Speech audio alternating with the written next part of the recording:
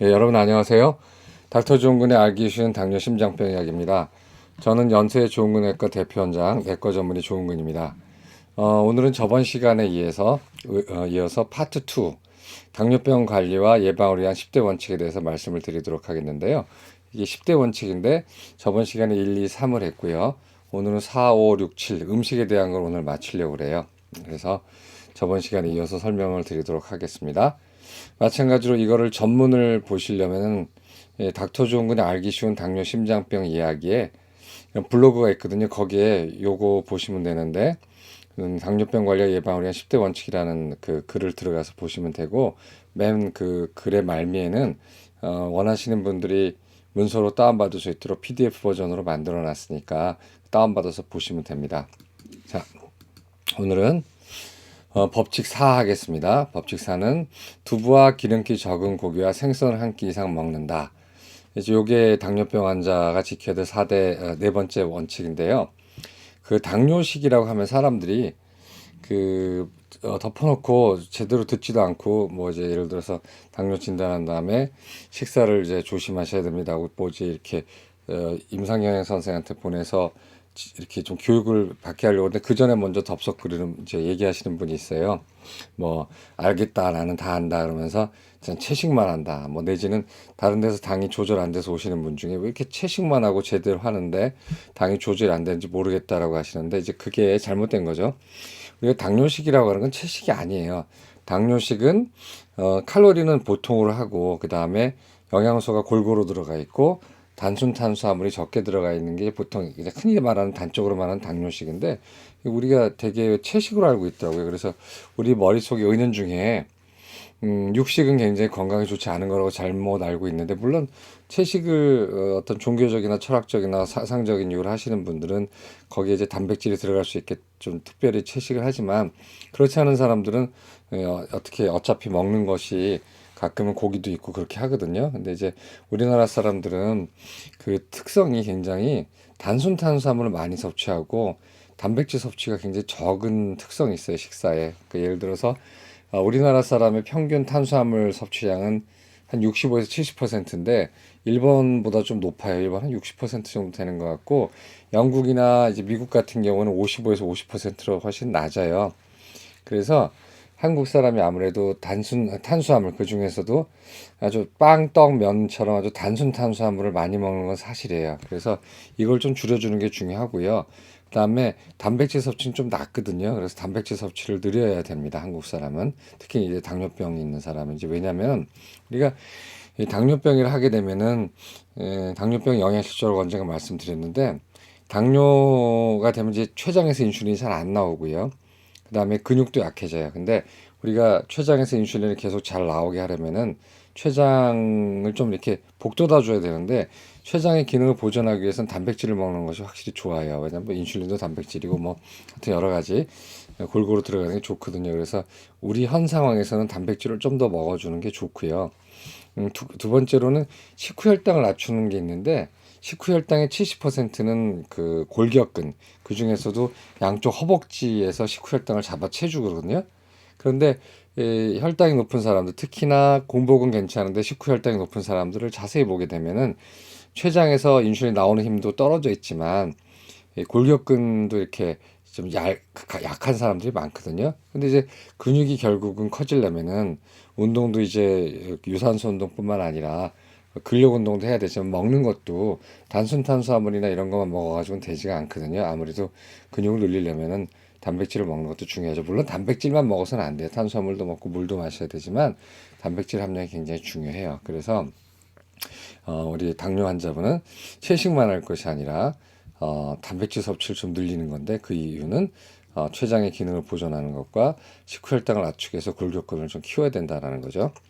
그래서 단백질을 먹을 때 우리가 이제 단백질은 흔히 생각할 때 고기만 생각하지만 식물에도 질 좋은 단백질이 있거든요. 그래서 만약에 본인이 고기 비린 거라든가 어떤 다른 이유로 고기를 먹지 못하겠다면 제일 권하는 게 이제 콩 단백질인데 콩도 대두가 있고 강낭콩이 있고 렌틸콩도 있고 뭐 여러 가지가 있는데 우리가 탄수화물을 좀 줄이고 단백질을 먹기를 원한다면 대두콩이 최고입니다. 대두콩에는 단백질과 불포화 지방이 굉장히 많은데 이 열량 비율을 보게 되면은 약 27%만이 탄수화물이고요. 40%가 저기 지방이에요. 불포화지방산이고 뭐 불포화지방만은 아니지만 그다음에 33%가 단백질이에요. 이게 굉장한 단백질의 보고인데 한번 보시면 강낭콩 보시면 뭐 아무리 콩이 좋다 하더라도 74%가 탄수화물이고 3%가 지방이고 23%가 단백질이에요. 대두하고 비교해 봤을 땐 굉장히 어, 탄수화물 함량에서 차이가 많이 나고 특히 지방이 많이 적은 걸 알 수가 있어요. 그다음에 최근에 들어서 식이섬유소가 많아서 비만에 좋고 변비에 좋다고 얘기되는 렌티크론 같은 이것도 탄수화물이 약 68%고 역시 지방산 비율은 3%고 지방 비율은 약 29%가 이제 단백질이죠. 그래서 지방이 좋은 지방이 많고 탄수화물은 적고 그다음에 단백질 많기로는 콩 중에서 대두를 따라갈 게 없습니다. 그래서 어떤 이런 목적으로 특히 당뇨를 좀 치료하고 단백질 보충 목적으로 식물성 단백질을 원하신다면 대두를 드시는 게 좋아요. 그러나 대두는 철분이 굉장히 많아요. 그래서 대두를 가지고 밭에서 나는 고기라고 하는 이유가 물론 단백질도 많지만 고기에 들어있는 철분이 역시 대두에도 있거든요. 또 똑같은 건 아니지만 그래서 콩으로 단백질을 섭취하시고 싶으면 대두를 먹는 게 굉장히 좋아요. 메주콩이요.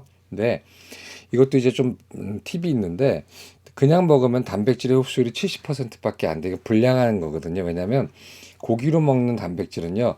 먹은 거의 95%에서 99%가 다 흡수가 돼요. 흡수율이 굉장히 좋다는 거죠. 그러나 이런 식물을 먹는 식물에서 비롯된 단백질은 흡수율이 낮아요. 그런데 요거를 된장으로 만들어 먹게 되면 한 80% 정도 흡수율이 있고 이거를 두부로 만들어 먹게 되면 95% 흡수율이 있거든요. 그래서 어 아무래도 콩을 먹을 때는 대두로 그냥 먹는 것도 좋지만 두부로 만들어 먹게 되면 뭐 덤으로 칼슘도 더 얻을 수 있고 해서 두부로 먹는 걸 권합니다. 그래서 당뇨병 환자분들 물론 이제 케이스 바이 케이스로 사람마다 다르지만 어, 식물성으로 단백질을 섭취하고 싶으시다면은 이 두부를 하루에 이렇게 한 모 정도 드시는 것도 괜찮아요. 그래서 콩 단백질이 좋다라는 거, 그 중에서도 대두가 좋다라는 거.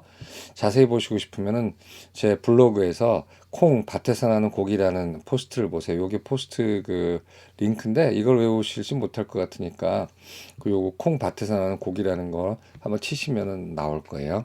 그다음에 이제 아무래도 우리는 잡식성이니까 이제 고기를 먹는 경우도 많죠.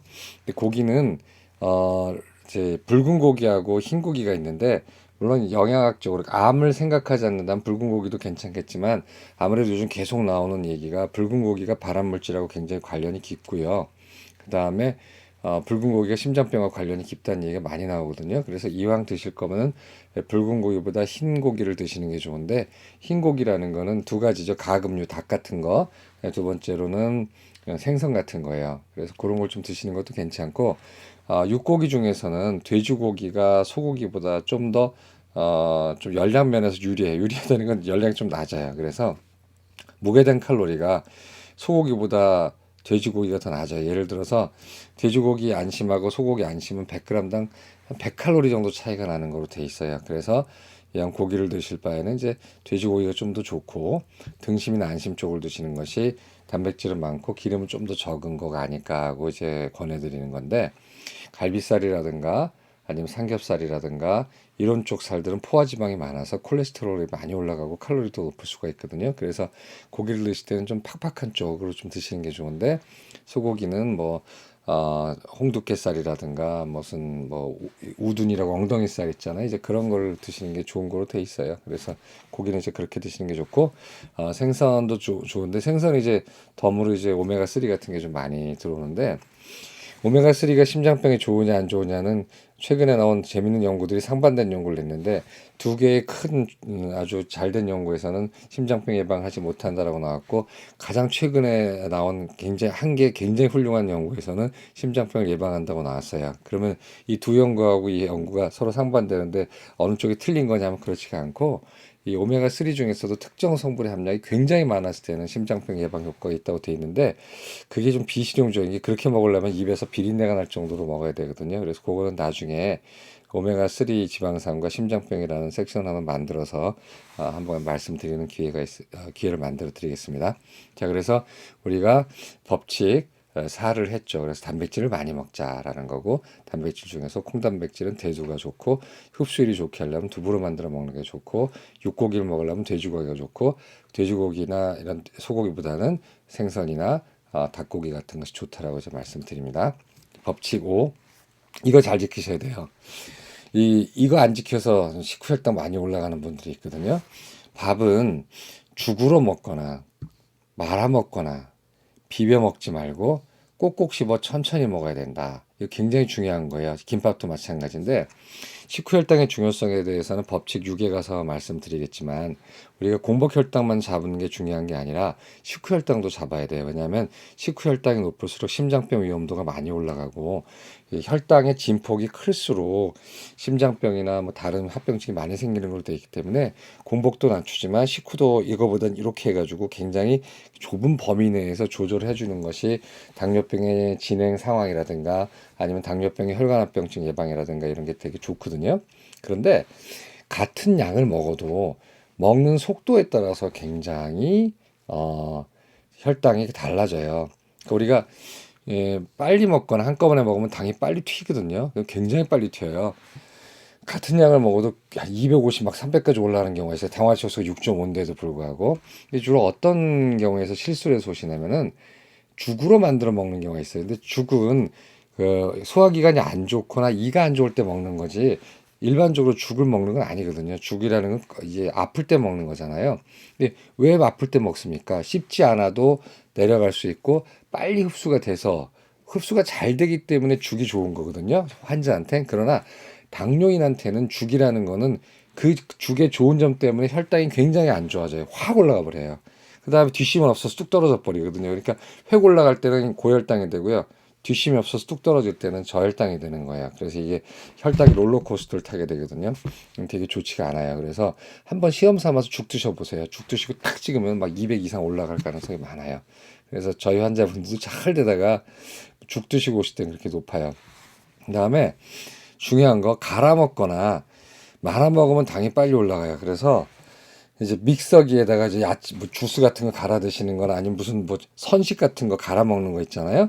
뭐 그게 어느 면에서는 좋을지 모르겠지만 적어도 당의 면에서는 굉장히 안 좋습니다. 갈아 드시는 거. 그래서 우리 환자분은 농담할 때 갈아 먹거나 말아 먹으면 인생이 갈아 먹거나 말아 먹힌다는 얘기를 막 농담 삼아서 같이 해요. 외우시라고.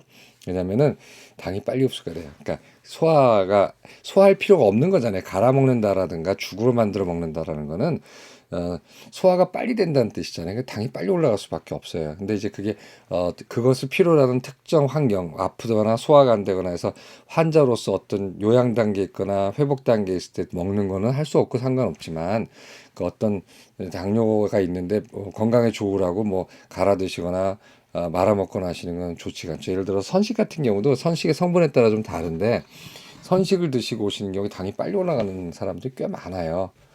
그러니까 뭐 예를 들어 현미를 갈았다. 몸에 좀 현미를 갈았다. 그건 아무 소용이 없는 거예요. 갈아 먹는 거는. 현미를 씹어 먹어야죠. 그러니까 뭐든지 간에 갈아서 먹게 되면, 저번 시간에 말씀드렸지만 과일도 믹서로 만들어 먹거나 착즙을 해서 먹게 되면 당이 빨리 올라가듯이, 이렇게 전분들도 이 같이 식이섬유랑 같이 뭉쳐져 있을 때가 건강에도 좋고 당도 천천히 올라가는 거지, 이걸 완전히 빻거나 갈게 되면 전부 다 조각조각 나가지고 흡수는 흡수대로 잘 되거든요. 그래서 갈아 먹거나 말아 먹으면 당이 빨리 올라갑니다. 말아 드시지 마세요. 말아 먹는 것도 이제 말아 먹는 것도 마찬가지예요. 막 한꺼번에 허겁지겁 먹어보니까 그냥 들어와 버리거든요. 물과 함께. 그다음에 물을 많이 먹게 되면은요, 위장에서 소화 이렇게 저기 십이지장으로 빨리 넘어가요. 물을 먹게 되면은. 그러니까 물 말아 먹게 되면 물 말아 먹는다고 왜 빨리 그 당이 올라갈까 하지만, 말아 먹게 되면 위장에서 빨리 넘어가 버리거든요. 그래서 뭘로 가자면 이제 그 당이 흡수되는 십이지장까지 빨리 도달하면서 거기서 이제 빨리 어 흡수가 돼서 당이 올라가는 거죠. 그래서 이런 거 조심하세요. 죽, 당연히 당뇨 환자로서 죽 조심해야 되고, 비빔밥 한꺼번에 먹는 거거든요. 김밥 한꺼번에 먹는 거죠.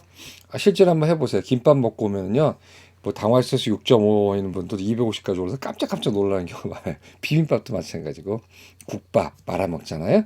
그다음에 밥은 아니지만 샌드위치도 이렇게 다 한꺼번에 먹는 거기 때문에 당뇨 환자한테는 좋지 않아요. 그래서 굉장히 중요한 겁니다. 그러면 어떤 분이 한번 블로그에 그런 걸 물어봤어요. 그러면 거꾸로 소화가 안 되게 하면 어떻겠느냐? 맞아요. 소화가 안 되는 환경이나 소화가 안 되게 먹게 되면은 당이 천천히 올라가요. 근데 좀 그렇잖아요.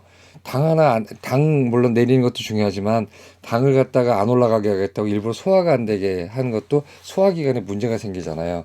그래서 이론적으로 맞고 실제로 그래요. 소화가 잘 안 되고 소화를 잘 안 되게 하는 음식을 먹게 되면은 당이 당연히 천천히 올라가요. 그러면 소화가 안 되게 하는 음식들이 뭐냐? 저항전분이에요. 저항전분. 저항전분은 이제 영어로 resistant starch라고 그러는데 소화가 안 되는 전분이에요. 그러면 저항전분이 있으면 당이 천천히 올라가는데 저항전분이 소화가 잘 안 된다면은 우리 식이섬유랑 뭐가 다를까? 식이섬유는 파이버인데 파이버는 우리 몸에서 소화가 안 되는 거거든요. 근데 전분은 녹말이잖아요. 소화가 되는데 저항전분이라는 거는 굉장히 소화가 안 되는 전분을 말하는 거예요. 그것을 많이 먹을수록 소화가 안 돼요. 소화가 안 되니까 당이 굉장히 천천히 올라가서 당뇨병 환자의 식후혈당 조절용으로 가끔 쓰는 경우가 있어요. 저항정분은 1형, 2형, 3형, 4형이 있어요. 그래서 3, 4형은 기능성 파이버라고 얘기하고 1형은 그냥 저항정분이라고 얘기하는데 전분이 그 세포에 저기 그 식물의 세포 안에 갇혀 있으면은 세포벽이 단단하거든요. 그러니까 잘 소화가 안 되는 게 일형 저항전분인데요. 그게 이제 뭐냐면 예를 들어서 통곡류 같은 거 빠지 않는 거라든가 전체적으로 먹는 통곡류는 굉장히 세포벽 안에 전분이 있기 때문에 소화 요소가 침투하기가 너무 힘들어가지고 굉장히 천천히 흡수가 돼. 그게 바로 전곡류를 먹으라고 하는 이유예요. 그러니까 통밀 먹고 통쌀 먹고 뭐 이런 거 있잖아요. 그런 어떤 또 현미 먹고 하는 게 바로 이 저항 정분이 많은 거기 때문에 천천히 흡수돼서 당이 천천히 올라가기 때문에 좋은 거고요. 또 그런 것뿐만 아니라 곡식의 그 껍데기, 겉에 왕겨라든가 뭐 쌀겨라든가 이런 거 있잖아요. 그 껍데기에는 굉장히 많은 식이섬유소하고 또 전해질, 미네랄들, 그다음에 비타민들이 많아요. 그렇기 때문에 같이 먹으면 좋다라는 거예요. 다음에 이제 이형 저항 정분은 그냥 뭐냐면 전분이 그냥 똘똘똘똘 말아가지고 안에 이렇게 있는 건데 이제 야생 감자 같은 거라든가 이런 거는 굉장히 전분이 복잡한 구조로 똘똘똘똘 말려 있기 때문에 우리 먹고 나서 우리 소화 요소가 거기까지 침투하기 힘들어서 역시 당이 천천히 올라가지만 소화가 안 되는 건 당연하겠죠.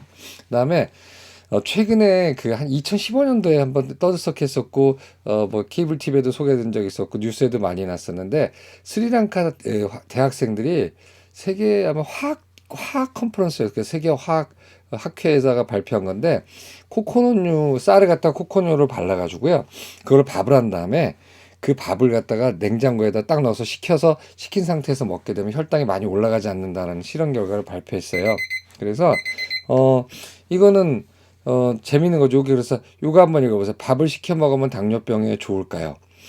당뇨병이 좋긴 해요. 뭐냐면 코코넛류하고 쌀을 섞어서 찌게 되면은 이 전분과 지방이 크로스밴드 이런 단단한 그 본드가 생겨요. 이렇게 그 연결 구조가 생겨서 일단은 잘 분해가 되지 않고 밥을 식혀버리잖아요. 그러면 저항정분 중에 삼형 저항정분이 생겨요. 역행전분이라 그러는데 밥을 식히거나 파스타 내놓은 거 확 식혀버리게 되면은 이 역행전분이라 해가지고 이 전분 구조가 완전히 그 되게 단단해져 가지고 잘 소화 효소에 공격을 안 받아요. 그걸 이제 역행전분이라고 그러거든요.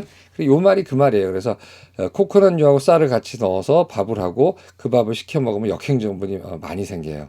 근데 이게 영국에서 이제 그 경고를 했는데 뭐냐면 그래 놓고 밥을 식혔다가 다시 꺼내 먹었더니 밥에서 식중독균이 많이 자라더라는 거예요. 그래서 위생에 좋지 않아요. 그래서 이건 요새 많이 유행이 지나갔고 왜냐면 한두 번 해 먹지 이걸 어떻게 맨날 이렇게 삶의 즐거움이 없잖아요.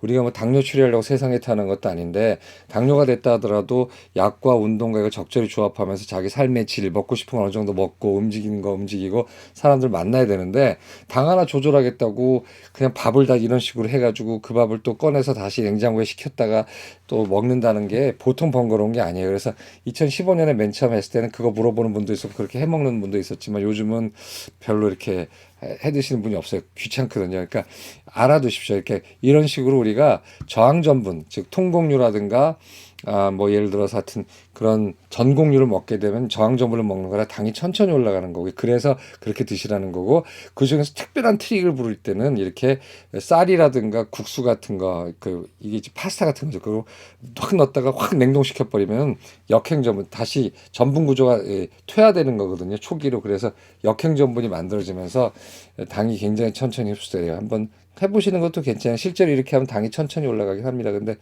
굉장히 번거롭죠. 그래서 우리가 법칙 5, 이렇게 한꺼번에 먹지 않고, 또 갈아 먹지 않고, 또 말아 먹지 않고 한다. 그러면 그런 거꾸로의 경우는 뭐냐면 저항 전분과 역행 전분을 오히려 밥을 얼렸다가 풀리면은 당이 천천히 올라갈 수 있다는 거죠. 그러나 글쎄 이렇게까지 할 필요가 있을까 생각이 되네요. 법칙 6.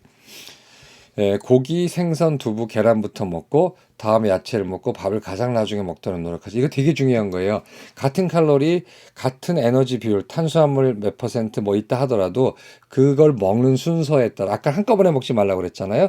지금 좀 더 디테일하게 말씀드려서 먹더라도 순서를 바꿔서 먹게 되면은 굉장히 당이 올라가는 걸 많이 막을 수가 있어요. 그래서 이거 실제로 하는 저희 환자분 많아요. 항상 해고 오시면 하는 말씀이 진짜 이 말이 맞더라고 얘기해요. 왜냐면 단백질하고 기름을 먼저 먹는 거예요. 이제 뷔페식으로 먹는 거죠. 근데 그게 좀 힘들어요. 한국 사람은 한 상 차려놓고 밥 먹고 반찬 먹고 밥 먹고 반찬 먹잖아요. 근데 이제 그걸 좀 바꿔서 먼저 반찬부터 천천히 먹고, 그 다음에 제일 나중에 가급적이면 밥을 나중에 먹는다면은 당이 굉장히 만만하게 올라가서 같은 종류의 같은 그런 패키지의 식사를 한다 하더라도 당이 굉장히 천천히 올라가요. 그 이유가 뭐냐면은 단백질과 기름을 먼저 먹잖아요. 그러면 우리가 사람들이 당만 인슐린을 자극하는 줄 알지만 실제로는 단백질과 기름도 인슐린을 자극하고요.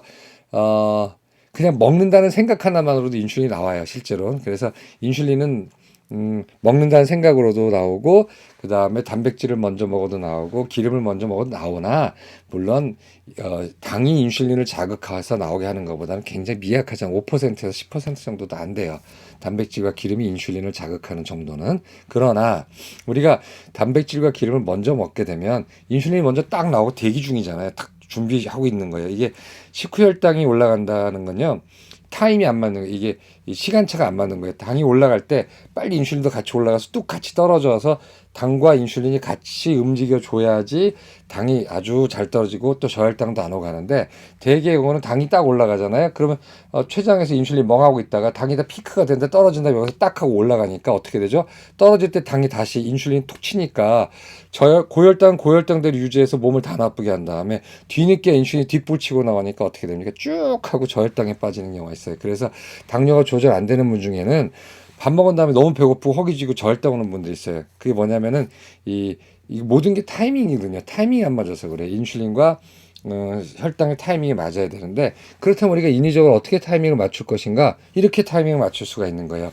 단백질과 기름기, 지방질을 먼저 먹잖아요. 그러면 인슐린이 꿈틀꿈틀대기 시작해요. 그래서 쫙 나오기 시작하는 거죠. 더구나 일반인과 당뇨인은 뭐가 다르냐면은 같은 인슐린 양의 총량을 같이 만들 수 있다 하더라도 일반인은 어택일 때 딱 당이 쫙 올라갔다 뚝 떨어질 수가 있어요. 그러니까 5분 기동 타격대가 굉장히 아직 살아있는 거죠. 그래서 어느 정도의 많은 양의 당분이 들어가도 끄떡지 않고 그냥 확 인슐린이 분비가 되죠. 이걸 뭐냐면 어큐트 인슐린 리스폰스를, 급성 인슐린 반응이라고 그러는데, 당뇨 환자는 이게 굉장히 떨어져가지고 일반인이 이렇게 날카롭게 절벽처럼 올라가서 어택이라고 그러죠. 여기 전자공학에서는 어택 있을 때 스루 레이트가 이렇게 되게 좋은데, 당뇨 환자는 어택이 굉장히 느려요. 이렇게. 그래서 이게 오디오로 말하자면은 일반인은 TRM프 딱 이렇게 어택이 팍 좋은 거고요.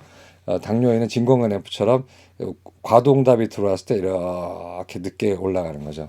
진공관은 그래서 음질이 좀 더 노스탈직하고 예쁘긴 하지만 인슐린에 있어서는 그게 좋을 건 없거든요. 그래서 단백질과 기름을 먼저 먹고, 그렇게 되면은 인슐린이 먼저 나오고, 두 번째, 단백질과 기름이 딱 여기 차기 시작하면요, 얘가 어떤 일을 하냐면, 왜 우리가 고기 먹고 지방 먹으면 속이 든든하다고 그러잖아요. 그 말은 위장이 비질 않는다는 거예요. 탄수화물 먹으면 위장이 빨리 비어요. 그냥 빨리빨리 넘어가거든요. 그런데 우리가 단백질을 먹잖아요. 그리고 지방을 먹게 되면 위장에서 소장 쪽으로 잘 안 넘어내줘요. 그러니까 고기 먹으면 든든한 거예요. 배가 차고. 그래서 이 탄수화물이 들어와도 내려가지 못하게 해요. 같이 천천히 내려가거든요.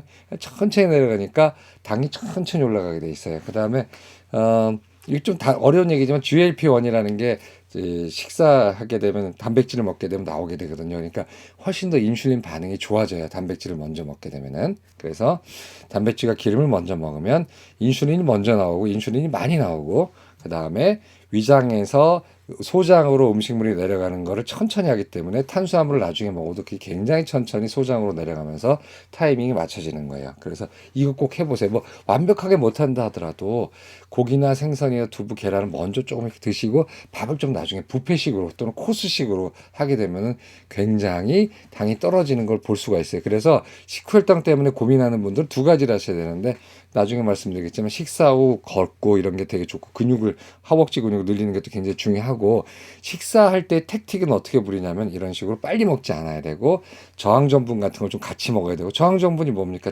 이런 곡류 중에서 뻑뻑한 거 먹으면 되는 거고 그다음에 이렇게 순서를 맞추면 돼요. 그래서 이거는 유튜브에 이미 제가 방송을 해놨어요. 그래서 이 제 유튜브 중에서 한 몇 번째 작년인가 아마 그럴 건데 금년 초인가 작년인데 같은 음식을 먹어도 혈당을 덜 올리는 법이라고 해놨거든요. 그러니까 요걸 한번 공부를 해보세요. 진짜로 이거 효과 있어요. 그러니까 정말 식후혈당이 힘들어서 무슨 약을 먹어도 안 낫고 식후혈당 때문에 고민하는 분들 또는 식후에 갑자기 저혈당이 오고 배가 벌벌벌벌 떨리고 막 이런 분들은 이거랑 비슷한 거거든요. 타이밍이 안 맞아서 그런 거니까 이걸 한번 꼭 보세요. 그래서 법칙 6은 타이밍을 맞추자는 뜻이에요.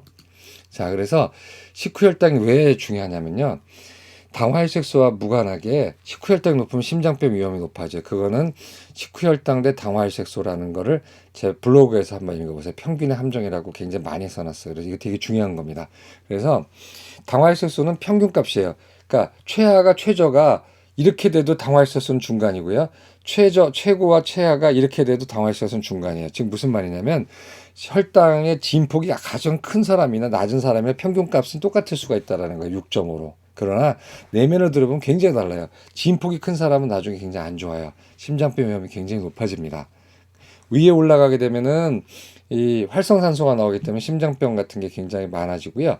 너무 밑으로 떨어지게 되면은 이 그 혈전 형성을 굉장히 많이 시켜요. 그래서 심장병 위험이 역시 높아져요. 그래서 높아져도 심장병, 낮아져도 심장병, 이것도 암 뭐 이런 것들도 굉장히 높아지고 치매도 높아집니다. 그래서 혈당의 진폭이 커질수록 심장병, 치매, 암 발병의 위험이 높아지는데 왜 또 치매가 많아지냐면은 이 저혈당에 대해서 타격을 받는데 그때 당시 모르더라도 그냥 잔펀치에 맞아가지고 완전히 그로기가 되듯이 이게 자꾸 저혈당이 툭툭툭툭 오게 되면 당신은 모르지만 뇌가 손상을 받거든요. 이제 그게 계속되면은 몇 년, 십몇 년 이렇게 흘러가게 되면은 뇌가 허혈성 손상을 받게 돼 있어요. 그래서 진폭이 크면 안 좋아요. 그러니까 너무 높아도 안 좋고 근데 항상 높은 식후혈당은 낮은 바로 다음에 반동적인 혈당을 낳거든요. 그렇기 때문에 높았다 하면 나중에 이렇게 확 낮아질 수가 있어요. 나중에 인슐린이 뒷북 쳐가지고 그러니까 높으면 낮음을 항상 동반하게 돼 있어요. 그러니까 식후혈당을 낮춰서 이렇게 해서 진폭을 낮춰야죠. 그래서 저거 한번 읽어보세요. 식후혈당 대 당화혈색소 평균 함정, 그다음에 식후 2시간 혈당, 심장병 발병을 예견한다. 한번 읽어보시면 아마 많은 도움을 얻으실 수 있을 거예요. 그래서 이런 중요성 때문에 아까 말씀드린 대로 한꺼번에 먹지 않고 갈아 먹지 말고 말아 먹지 말고 뭐 비벼 먹지 말고 하자는 거. 그 다음에 순서를 좀 단백질하고 지방부터 먹고 그 다음에 탄수화물 먹자는 거. 이거 굉장히 효과 있어요. 한번 해보세요. 아마 내일 해봐도 금방 될 거예요. 그럼 금방 나와요. 자, 그 다음에 오늘의 이제 마지막 법칙, 법칙 7. 새끼를 먹는 것이 좋으며 특히 아침을 굶지 않는다. 이게 우리가 인간이 새끼 먹은 건 얼마 안 돼요. 그리고 아침 먹은 것도 사실 얼마 안 되고요. 저녁 먹은 것도 얼마 안 되는데 일일 일식 하던 때가 있었다고 돼 있고요. 그다음에 근대 산업혁명 이전에는 일인 하루에 이식을 했다고 아마 그럴 거예요. 그리고 지금도 어떤 수도사나 아니면 스님들은 하루에 한 끼 드신다고 돼 있죠. 그래서 다 사람마다 달라요. 그런데 이건 있어요. 일반적인 산업사의 구성원으로서 일반적인 역할을 수행하는 사람들의 삶은 세끼에 맞춰져 있어요. 그러니까 아침 먹고 이제 직장 출근해서 노동하고 그다음에 점심 한번 먹고 집에 와서 저녁을 먹는 거예요. 이게 일반적인 지금 현대 산업 사회에서의 일반적인 전형이거든요. 그렇기 때문에 우리가 알게 모르게 다 싱크로나이즈 돼 있어요. 뭐 식사하는 거, 뭐 쉬는 것 거의 다 동조 현상이 있잖아요. 그래서 그런 어떤 동조, 우리 알게 모르게 서로 동조하고 있거든요. 근데 마찬가지로 우리 새끼를 먹게 동조가 돼 있는 것 같은데, 예, 우리 지금 문제는 아침하고 저녁에 대한 이슈가 있어요. 너무 바쁘다 보니까 저도 직장에 가까움에도 불구하고 아침 허겁지겁 먹거나 못 먹는 경우가 가끔 있거든요. 그런데 하물며 뭐 40분, 1시간 출근하는 분들은 어떡하겠어요? 아침을 챙겨 먹지 못하죠. 급하고 급한 마음에 아침을 못 먹으니까 죽으로 먹거나 선식갈아 먹거나 하거든요. 아까 안 좋다고 말씀드린 거. 그러면 안 먹는 거하고 갈아 먹는 거하고 어느 게 좋으냐? 그럼 차라리 갈아 드시는 게 나아요. 안 먹느니. 근데 안 먹는 게 제일 나빠요. 그래서 당뇨병 환자는 아침을 드세요. 그 다음에 공복이 오래되면 혈당이 높아져. 이거 한번 꼭 읽어보세요. 그래서 이게 왜 중요하냐면 같은 칼로리가 있어요. 하루에 2,500칼로리를 만약에 하는데 예를 들어서 아침에 많은 칼로리를 먹는 거하고 아침은 적게 먹고 저녁에 많은 칼로리를 먹게 하는 실험을 했었어요. 그랬는데 아침을 많은 칼로리 먹게 한 그 실험이 제일 좋았어요. 당도 많이 떨어지고 심지어 점심 먹었을 때 당도 아침을 많이 먹어야지 점심 때 당이 좋아져요. 이걸 세컨밀 이펙트라고 그러거든요. 그리고 인슐린도 적게 나오면서 효과적으로 발휘하고 뭐 식후 이제 혈당도 좋아지고 반면에 저녁에 치우쳐서 많이 먹게 하고 칼로리는 똑같아 하루 칼로리는 그랬더니 당도 많이 올라가고 하여튼 뭐 인슐린도 많이 뛰고 근육으로 혈당도 들어가고 그래요. 왜냐면 인슐린은요, 그러니까 우리 아침은 마중물이거든요. 그리고 이거 알고 계셔야 돼요. 저녁에 인슐린 저항성이 굉장히 심해요. 왜냐 안 먹어야 되니까. 우리가 이 저녁에 먹는 그런 음식은 사실은 의미가 없잖아요. 이게 살로만 가지면 그게 우리가 운동을 한다고 저기 보통 일상적으로 일을 안 하지 않습니까? 그래서 아침 때 맞춰져 있어요. 그래서 인슐린 저항성은 하루에 이것도 타이밍인데 이건 요새 뭐라고 하냐면 시간의학이라고 그래요. 하여튼 이 크로노 메디슨이라고 새로 나왔어요. 이게 왜냐면 낮과 밤이 달라요. 그리고 하루 주기도 다르고 일주일 주기도 다르고 1년 주기도 달라서 그때마다 사람의 여러 가지 효소라든가 아니면 여러 가지 그런 혈압이라든가 다 달라지거든요. 낮과 밤 일주기도 있고. 예, 그랬을 때 아침이 가장 인슐린 센시티브예요. 인슐린이 가장 잘 먹어 들어가는 때고요. 저녁이 인슐린 저항성이 가장 세요. 그렇기 때문에 곡식을 먹고 뭘 먹으려면 인슐린 저항성이 가장 적고 인슐린 약발이 가장 좋을 때가 효과적이잖아요. 그게 바로 아침이에요. 그래서 웬만하면 아침을 많이 드시는 게 좋은데 뭐 많이 못 드시더라도 좀 챙겨 드시는 게 좋아요. 그래서 아침 꼭 먹자라는 거예요. 요거 한번 자세히 한번 읽어보시고요. 두 번째가 보면은 이거 눌렀더니 링크가 되네요. 이거 재밌네요. 자, 여기 저기 근데 유튜브 상에서 링크가 안 될 거면 제 슬라이드니까 링크가 되지. 자, 저녁을 많이 먹을수록 나쁘다. 이게 이번에 미국 그 심장학회에서 나온 초록이에요. 그래서 late mislinked hypertension prediabetes 해가지고 이거 물론 동양인은 안 하고 라틴 아메리칸하고 히스파닉에 대해서 이제 하는 건데 2018년 11월 6일 날 이제 발표한 거예요. 그랬더니 그 6시 이후에 자기 하루 토탈 에너지의 30% 이상을 소비하는 사람은 적어도 그렇지 않은 사람에 비해서 고혈압 위험이 23% 높고요. 당뇨병, 이거 일반이니까 당뇨병 전 단계가 될 수 있을 확률이 19% 높대요. 더 위험이. 예, 그거 이하로 먹는 것보다. 그러니까 뭐냐면, 그러니까 하루 칼로리 중에 진짜 우리가 좀 러프하게 얘기해서 3분의 1 이상을 저녁에 많이 먹는 사람은 고혈압도 되기 쉽고 당뇨병도 되기 쉽다라는 얘기예요. 그러니까 아까 좀 전에 아침을 많이 먹자라고 얘기했고 지금 슬라이드는 저녁을 많이 먹으면 나쁘다라는 얘기거든요. 근데 참 갑갑한 게 저부터 시작해서 모든 도시 생활하는 사람이 아침을 어떻게 여유 있게 많이 먹어요. 다 일 끝나고 오늘 같은 또 불금 때 일 끝나고 그냥 집에 가기 전에 맥주나 한잔 하고 싶고 많이 먹고 싶고 하잖아요. 그러니까 이게 참 힘들어요. 현대산업에서. 그러나 이게 가급적이면 뭐 이거 100%못 지켜요. 그러나 가급적이면 지키려고 하세요. 오늘 같은 불금에 뭐 친구들이나 직장 동료 어울려서 식사도 좀 맛있게 하시고 맥주 한두 잔 하다가 집에 갈 수 있지만 일반적인 그런 경우에서는 좀 지키시는 게 좋다는 얘기죠. 그래서 아침을 많이 먹고 저녁은 적게 먹을수록 좋고 아침을 많이 먹으면 그러니까 같은 칼로리 중에서 당도 예방되고 당뇨인 환자는 당이 많이 떨어지고 좋고요.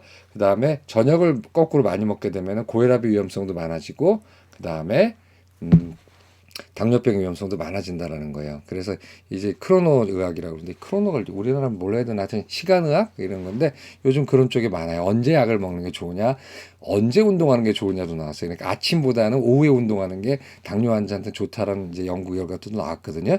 그러니까 희한하게 아침에 운동을 하게 되면 당이 막 올라가요. 2주 동안. 그냥 운동 후에 당이 올라가는 건 워낙 그런 거니까 그렇다 치는데 안 그럴 때도 당이 올라가는데 이 오후 4시 이후에 운동을 하면은 훨씬 더 당이 좋아지는 그런 것도 이제 보고된 바가 있어서 이제 단순히 뭘 하는 게 아니라 그걸 언제 어떻게 하느냐도 굉장히 중요하다는 게 점점 많이 밝혀지고 있어요. 그래서 오늘은 식사에 대한 거 이제 다 맞췄어요. 제 7법칙. 그래서 오늘 법칙 4, 5, 6, 7. 그러니까 뭐였죠? 사법칙이 제 사법칙이 까먹다. 자, 보면은 두부와 기름기 적은 고기와 생선을 한 끼 이상 먹는다. 이게 단백질에 대한 얘기죠.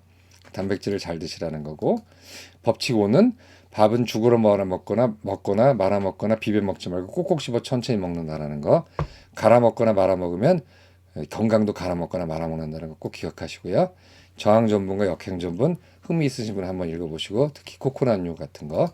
그다음에 법칙 6번 고기, 생선, 두부, 계란부터 먹고 다음에 야채 먹고 밥을 가장 나중에 먹도록 노력한다. 즉 단백질과 기름을 먼저 먹게 되면 인슐린도 잘 나오고 당도 천천히 흡수된다는 거 아시면 되고요. 식후혈당 조절 왜 중요한지 보고 마지막 법칙 7 새끼를 먹는 것이 좋은데 그중에서 아침을 많이 먹는 게 훨씬 좋고 저녁을 많이 먹게 되면은 고혈압이나 당뇨병 위험이 높아진다는 거예요. 여기까지 해서 전체 3편 중에 1, 2편 음식에 대한 편을 말씀드렸고요.